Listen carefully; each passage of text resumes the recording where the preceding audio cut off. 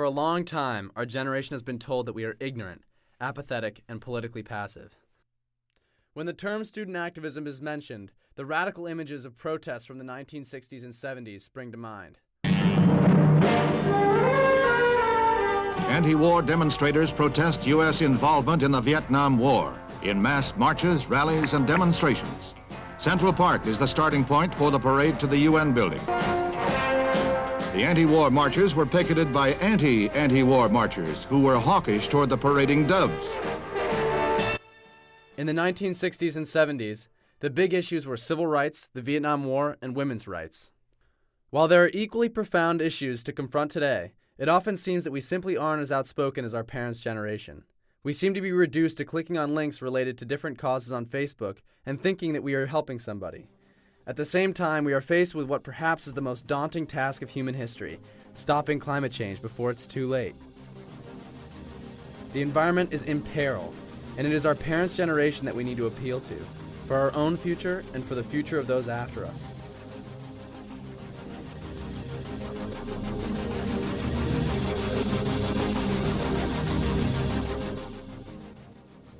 While it may seem the best idea to run and hide, many students across the country and the world are getting involved in the climate movement, and they are encouraging other young people to participate. Ben Wessel, a student at Middlebury College, went to the climate conferences in Copenhagen and believes in the power of student activism. I do most of my stuff with students at the Sunday night group, which is our once weekly environmental action group.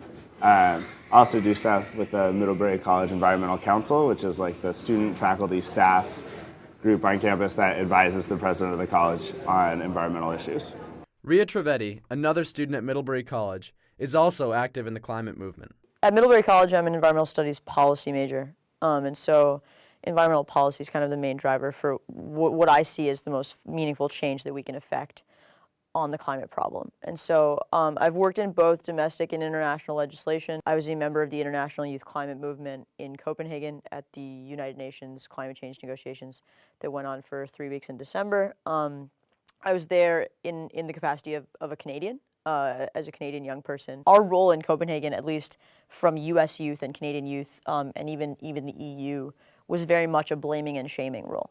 In a lot of countries, you saw something very different, which was young people supporting their governments and saying, hey, my government is trying to implement this policy.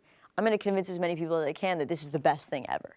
Because I myself believe that this is the best thing ever. And they were almost cheerleaders for their governments. And I got to admit, I was so jealous of these people. We need to remind our lawmakers that, they're saving the planet if they want to, and make them feel like superheroes if they want to be. Climate change is the defining issue of my generation, and whether you're an economist, a biologist, a playwright, or a historian, this is an issue that you can really engage with. I've been in this movement for 2 years. I forget there was a time where no one was talking about reducing emissions. Now we're talking about how much to reduce them, but at least we're talking about reducing them. And so I think I'm to some extent inspired by the generation that's doing nothing about it, but parts of that generation that are really bright lights. If we can build a clean energy economy that's based around solar power, wind power, energy conservation, more sustainable development around the world, this is going to be a future that's got more jobs for Americans. In this time of economic recession, that's a big buzzword. It's a healthier future. It's a future that's going to be more fair and more just with distributed energy systems and stuff like that. So that's pretty cool. So the opportunity part is why young people should be like, oh yeah, I want my future to be bright and super awesome, and I want to have a sweet job, manufacturing wind turbines. John Iseman is an associate professor of economics at Middlebury College and has spent many years encouraging students to become environmental advocates. I want my students to be active. I want them to be annoying and actually in people's faces, but I'm concerned that if it's just activism without analytics, it could do more harm than good. Sometimes it seems like it's a choice, I'm going to work at the federal political level and I'm going to push for all this amazing change, but that requires me to, fly around the planet or whatever. It's not a choice. It's more than about the footprint itself, but it's about that when you turn the lights off, and there's a chance that people will ask you what you're doing, and when you tell them, you create something bigger than yourself.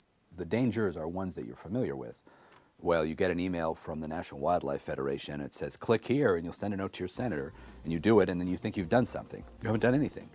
Or, honestly, you make a video, and you put it up on YouTube, and you think, oh, that's going to change the world. Well, somebody else just did a video like that 5 seconds ago, and there's actually 1 million of them that were uploaded today. So there's an illusion of doing something because of the kind of immediate feedback you get, seems to me, from digital media.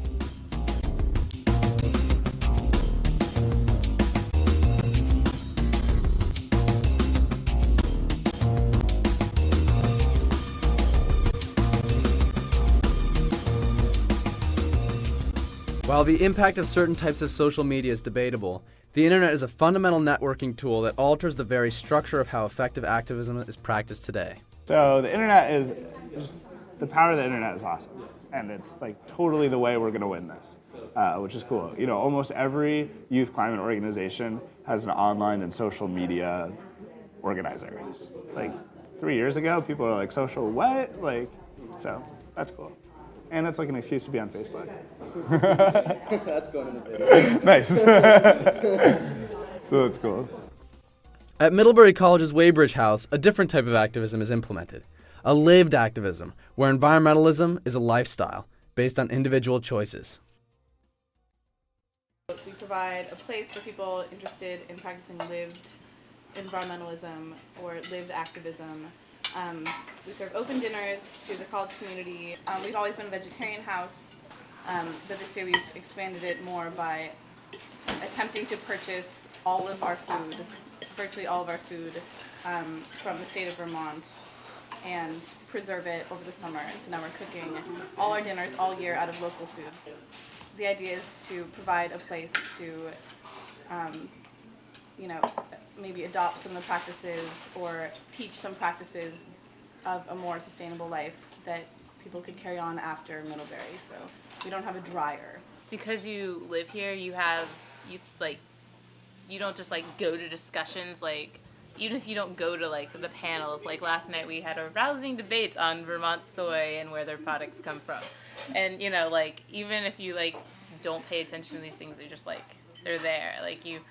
Someone is always going to be talking about which farm we're going to go to. What makes the house stand apart and stand out is that we've chosen to sleep here, we've chosen to eat here, we've chosen to shower here, do chores here.